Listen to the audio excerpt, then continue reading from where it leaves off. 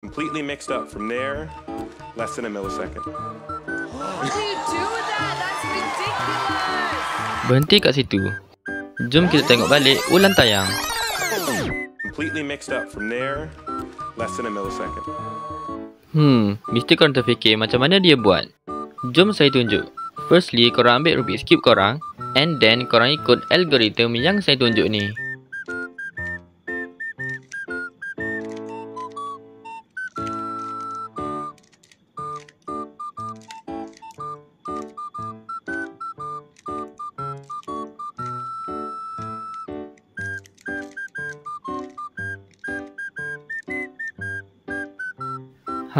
Dah siap. Macam yang korang nampak, 3 bahagian yang kat Rubik's Cube ni nampak macam dah siap.